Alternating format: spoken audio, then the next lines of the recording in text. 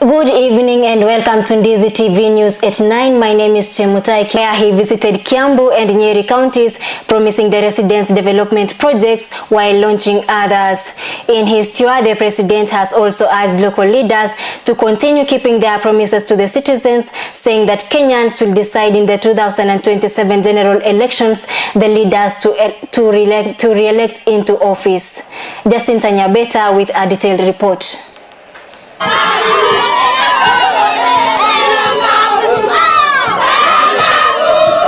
President William Ruto completed his Mount Kenya tour by visiting Nyeri and Kiambu counties today.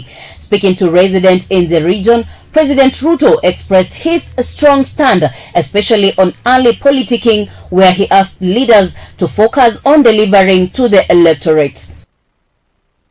Leo sio siku ya siasa.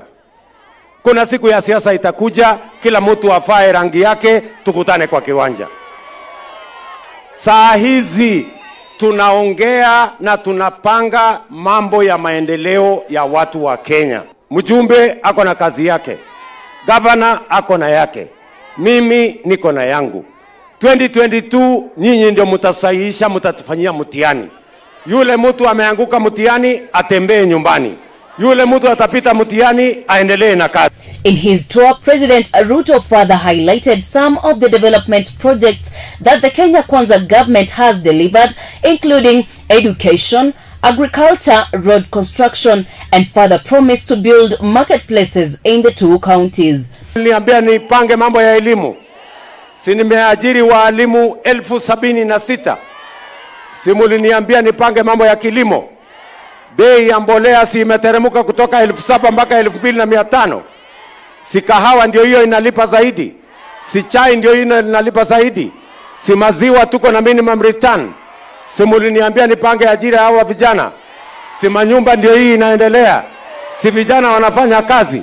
Si muliniambia nipange masoko. Si masoko mimi najenga Kenya hii. Si muliniambia nipange barabara. Si barabara mimi najenga pande hii. Si mtihani mimi nangojea 2027.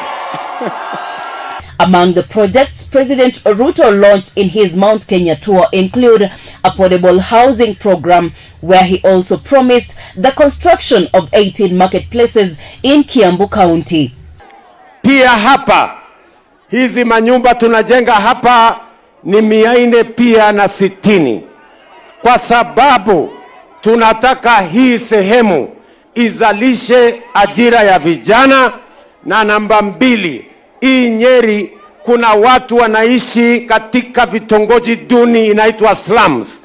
Wale wanaishi huko kule kwa Weitemere huko, tunataka wahame wakuje waishi hapa, wakae kama wananchi wengine wa taifa letu la Kenya. President Ruto's tour that commenced on the 2nd of April 2025 had many Kenyans eager to see how he'd be received by the Mount Kenya residents months after the ouster of his former Deputy President Rigathi Gachagua. Jacinta Nyabeta for Ndizi TV Africa. And today in Mombasa County, ODM leader Raila Odinga has revealed that his commitment with Kenya Kwanza government is not aimed at betraying Kenyans but is meant to help them. Speaking in Mombasa today, Raila has urged members of parliament to pass into law a bill that will disburse more money to county governments to fund development projects. Lakini mimi nasema kitu muhimu zaidi ni kuheshimu katiba. Shida tuliko nayo ya kwamba wengi serikali ya juu na hata bunge haheshimu katiba. Ndio sababu tuko na shida. Hapa kuna zile services ambazo zimekuwa zimegatuliwa. Upande wa elimu haijagatuliwa, lakini matibabu imegatuliwa. Mambo ya miundo msingi imegatuliwa, mambo ya ukulima imegatuliwa na kadhalika, lakini pesa inabaki Nairobi. Sababu gani serikali ya Nairobi ije hapa kujenga soko Mombasa? Soko ya Mombasa nataka ijengwe na county government ya Mombasa, lakini wameweka pesa kule Unapigia sasa makofi ati wanakuja kujenga nyinyi soko. Kwa sababu gani? Wange pesa hiyo ingekuja hapa mkononi ya Bwana Abdul Samad hapa. Ajenge naye soko, sio? Mambo ya matibabu. Sasa wagonjwa wako na shida pale. Kwa sababu gani? Pesa ya matibabu bilioni 100 inabaki Nairobi, haiuji hapa chini mashinani. Hata hii pesa ya miundo msingi kama ile fuel levy wabunge wanakataa nayo. Kwa sababu gani wabunge wawe na pesa ya kutengeneza barabara? Kazi ya wabunge ni kutengeneza sheria Nairobi. Tulisema katika ile mkataba tumefanya naye na Bwana Ruto, nataka mwaka hii kaunti zipate zaidi ya shilingi bilioni 462 na tunataka hiyo pesa ikuje. Nataka bunge itoa hiyo pesa ije chini mashinani, ili serikali ya counties waweze kufanya kazi sawa sawa. Very much. Hapana pigana sana, hapana sukumana, huyu ni ndugu yako. Akichaguliwa sawa, kama wewe mchaguliwa ni sawa. Moving on, Prime Cabinet Secretary Musalia Mudavadi has expressed Kenya's commitment in maintaining peace in the East Africa region. Mudavadi was speaking when he hosted U.S. Senior Advisor on African Affairs, Masad Boulos, in his office today in Nairobi. It's a great pleasure, and it's an honor to be here in Kenya. For the first time on an official trip, I've visited this beautiful country many times and admired the beauty of this country and this great people. And it's an honor to be here on an official trip. Kenya has welcomed the recognition by the United States for its efforts in championing for peace within the region. Prime Cabinet Secretary Musalia Mudavadi has said Kenya remains steadfast in ensuring peace processes in the region and continent yield long-lasting solutions. Speaking on Saturday when he hosted the U.S. Senior Advisor on African Affairs, Masad Boulos, who led a high-level delegation to a courtesy visit at the office of the Prime Cabinet Secretary, Mudavadi said Kenya remains steadfast in ensuring the peace processes in the region and continent yield long-lasting solutions. As we have always done, we want to continue working very closely with the United States of America. And we want to establish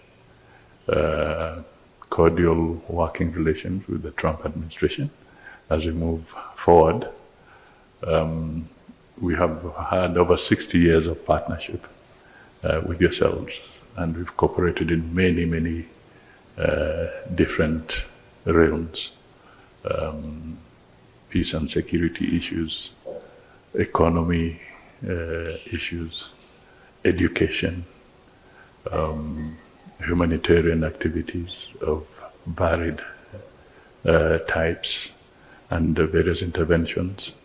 So this collaboration is so important for us, and we have every interest to make sure that we continue to consolidate on that partnership with the United States of America.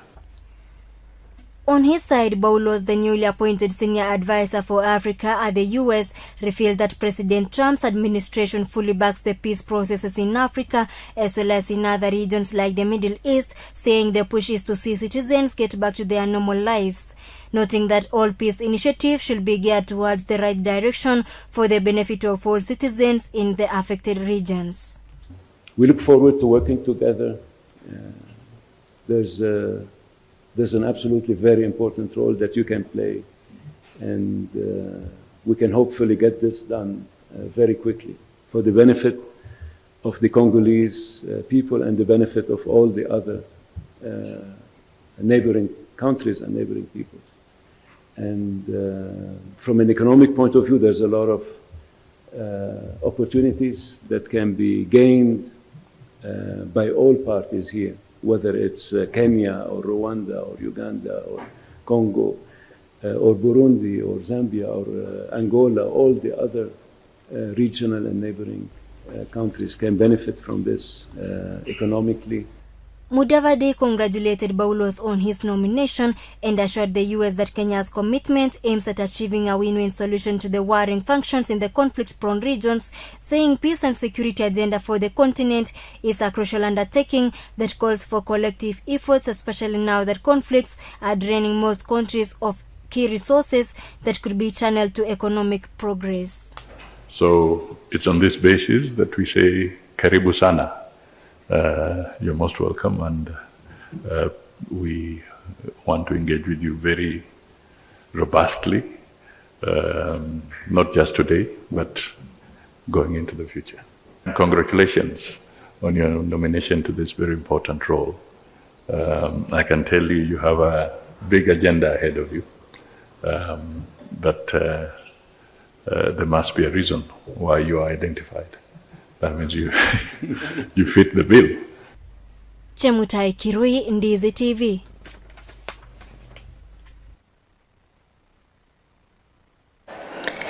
And from Nairobi County to Migori County, Cabinet Secretary for Finance Honorable John Mbadi has said that the Treasury has been allocating 390 billion Kenya shillings every year for Teacher Service Commission to employ more teachers. Mbadi, who presided over a graduation ceremony at Migori Teachers Training College, also stressed that competency-based curriculum CBC is a predictable system of education and that the government is committed to implementing it fully.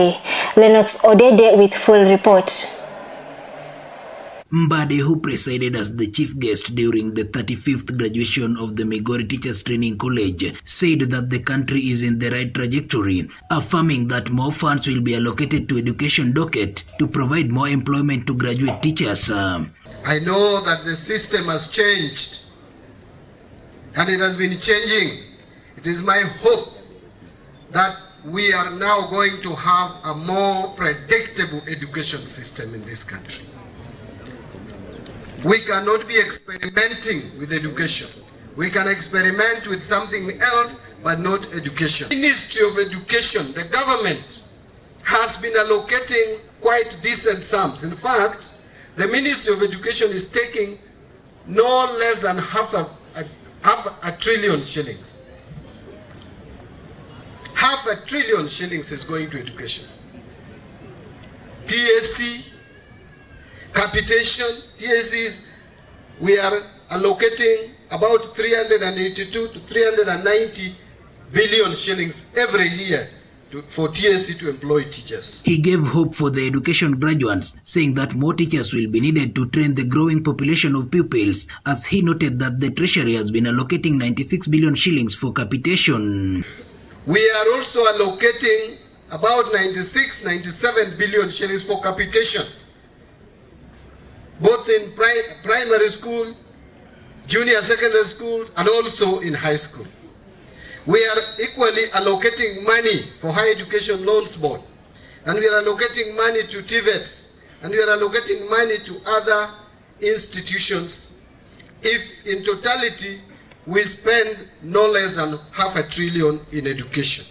Trade Union Secretary and Nyatike Member of Parliament Tom Odege, who accompanied Mbadi, urged the government to prioritize employment of teachers. We have teachers who are trained and retiring before being employed. And if in a family there is a teacher retiring before being employed, do you want to tell me a child of that teacher will prefer to be a teacher? They are seriously discouraged. It's my plea today that those of our children and our brothers and our husbands and our wives whom we are allowed to train as teachers, let us prioritize and employ them according to the year of graduation. On the other side, Migori County Governor urged the national government to make education profession an appealing career by offering better pay. Tafadhali tunakuomba, kando ya hao walimu kupata ajira, waongezwe mshahara. Hata kama sio leo, lakini hiyo mpango iwekwe. Lennox Odede reporting for Ndizi TV Africa from Migori County. That story from Lennox Odede takes us to a short commercial break. We'll be back with more. Keep it Ndizi TV at 9.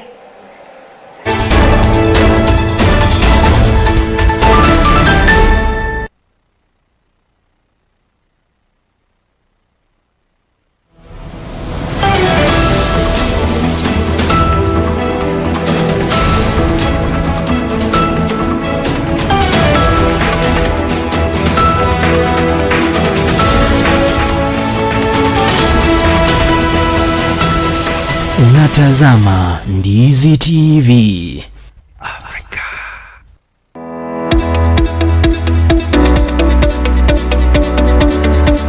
Umekuwa ukitafuta chuo ambacho kipo mahali tulivu, cha kisasa na kinachotoa mafunzo yatakayokuwezesha kupata kazi nyakati hizi, na kina walimu waliohitimu. Bas Camel Park Training College ndicho chuo hicho.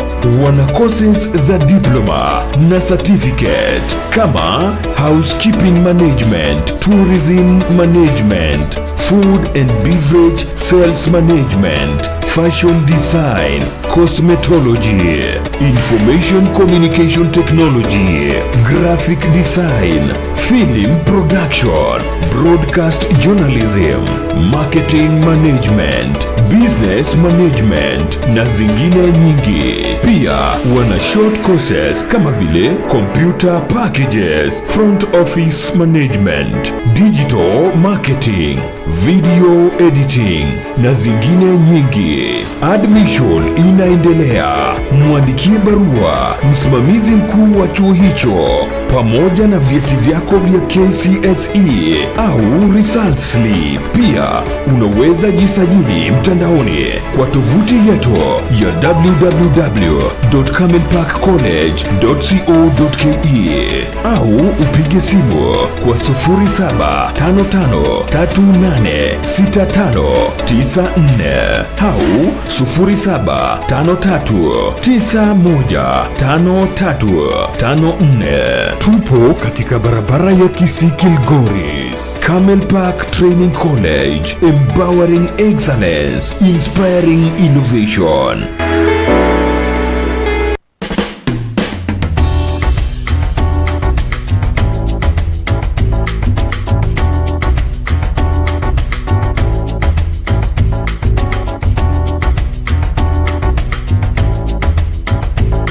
Good. So top up directly without measuring. Directly. So I fill the glass. Fill the glass. Okay. Add a little bit. Perfect. I feel like testing it. This is our cocktail. Which cocktail? Long Island. Oh, Long But Island. our cocktail is not done. Why? Presentation. We have to garnish our cocktail so that when a customer sees... What do you mean by garnishing? Garnishing is just making our cocktail appear attractive. Okay. Okay? Yeah. Okay, tuko na njia tofauti za kugarnish. Kugarnish ni kurembesha tu. This one, lile kurembesha. This one is a lemon wheel.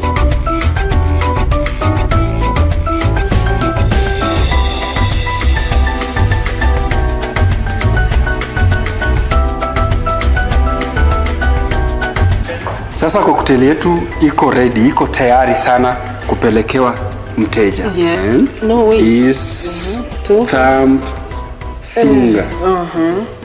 Put it, the straw inside the cocktail, then you close.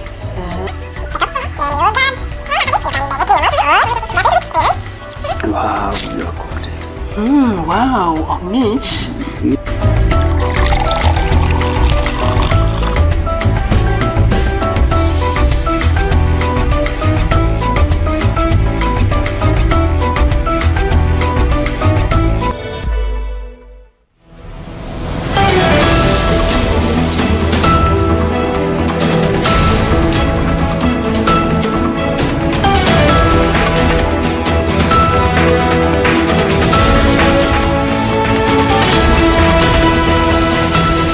Unatazama Ndizi TV Afrika.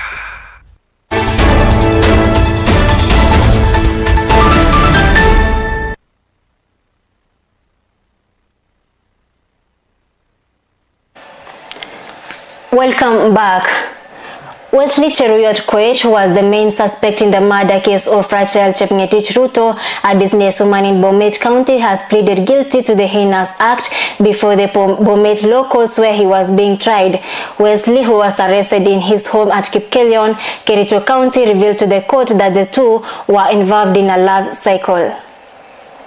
Regarding the arrest of one Wesley, who was the key suspect in the murder of Rachelin Ruto, who is commonly known as Eva, on 24th of March 2025. Amekubali na ametieleza vile ilienda, so tunasema tu sheria iamue na ikiwezekana tu ahukumie kifungu chake. And KOTU leader Francis Atwoli has called on the Kenyan government to regulate the country's social media, citing that the rampant social media attacks and propaganda that are being spread against the government is a threat to national security. Speaking in a meeting held in Nairobi with the union stakeholders, Atwoli mentioned that the trend scares away foreign investors. Kenya is a satellite of economic activities in the region. Hata tukipiga kelele, wale wenzetu Tanzania, Uganda wanataka Kenya sana because of communication systems we have. Sasa viwanda viwezi kuhama. Ukihama Kenya, hapa ndio kuna banks, hapa ndio kuna kila njia. Isipokuwa kitu naomba tu wale watu wetu wa social media.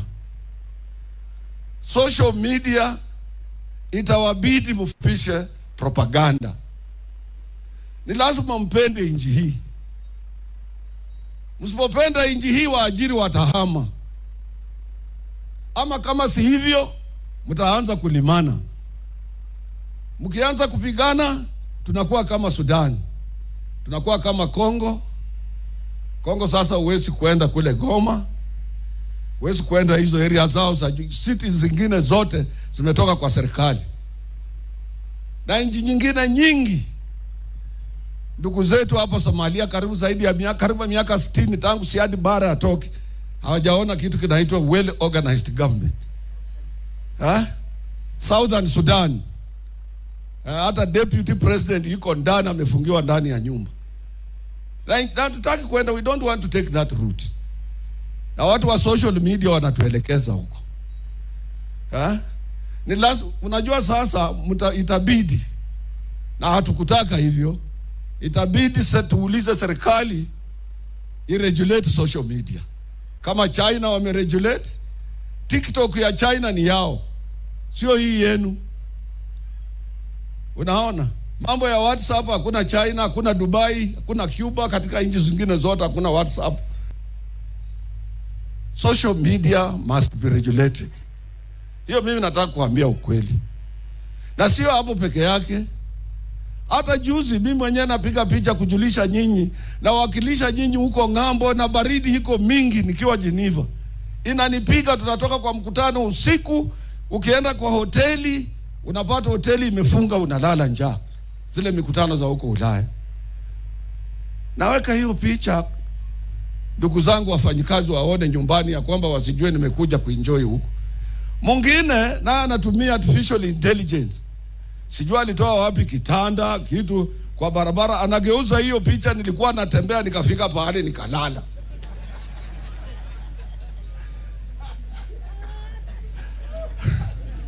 Unaona mambo ya social media. So ni lazima tuungane pamoja. As much as we support artificial intelligence on the economy and creation of employment, we must do something to regulate social media. Something must be done, and the time is now. China iko na watu karibu 1.4 billion. Hata nyinyi sio ya kuota ya hawa, lakini wana regulate. Walisema hiyo ujinga haiwezi ingia kwa nchi, kwa watu yao. Haya, hapa everybody hates himself. Wale watu wanatumia social media, they hate even themselves. Because if you hate your country, you hate yourself. They hate leaders. Engage leaders on issues, not on hate.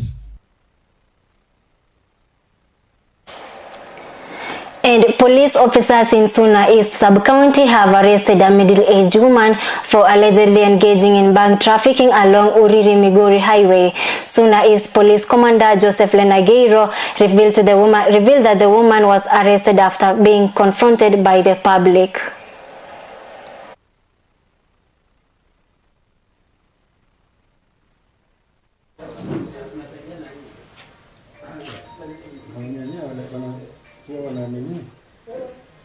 Assistant Chief, the Lower Kakrao sub-location, following a tip-off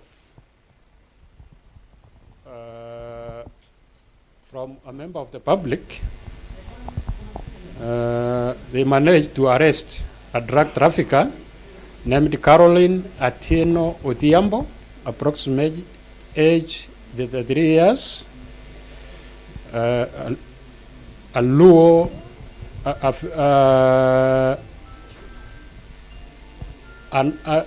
adult from Oruba with 2 or 4 tariffs, sticks of bank, which was en route to Uriri.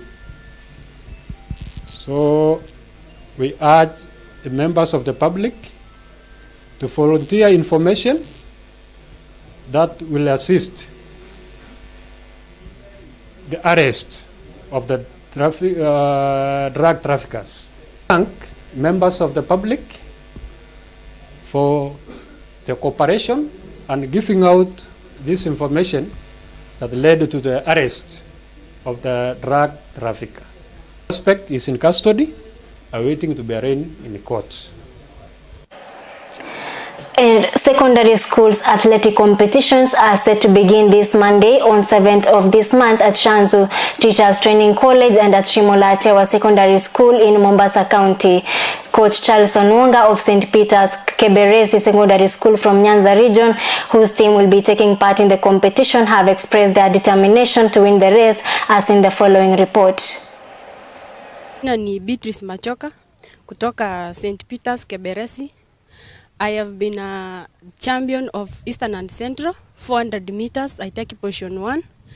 And last year in Uganda, East Africa, I took position 3 in 200 meters. And I'm happy. I'm going to present Nyanza region from St. Peter's Keberesi in Mombasa, 200 meters and 400 meters.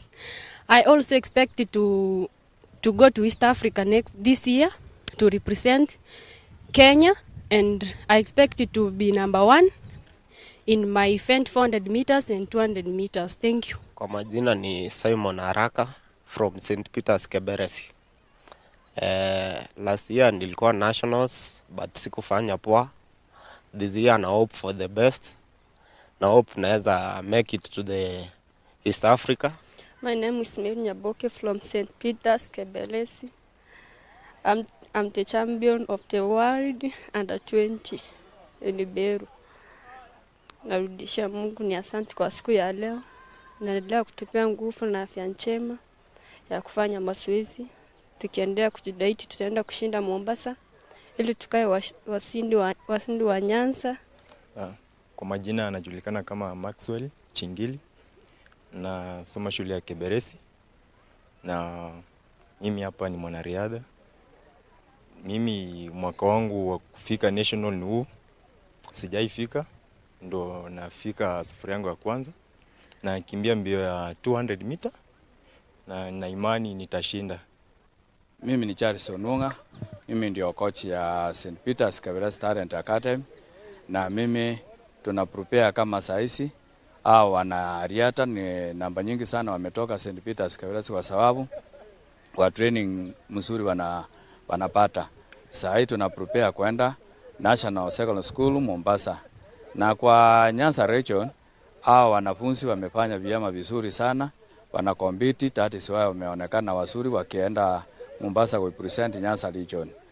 Naomba wale wanataka kukuja kujiunga na St. Peter's Keberesi iko na nafasi kubwa na watakaa kama hawa wanafunzi, kwa sababu sasa hii tuko na wale wamekimbia world champion kama Mary Nyaboke alikuwa Beirut South America last year, na iko wengine hapa kina Dori Kaisoe walikuwa East Africa, 800 champion secondary school East Africa.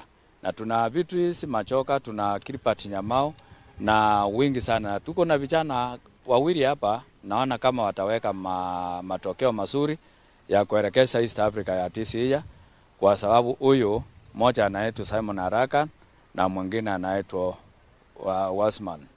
Kwa hivyo sasa sisi tuko tayari kuenda kuipresent Kenya. Thank you for keeping it Ndizi TV at 9. My name is Chemutai Kirui and continue keeping it Ndizi TV Africa.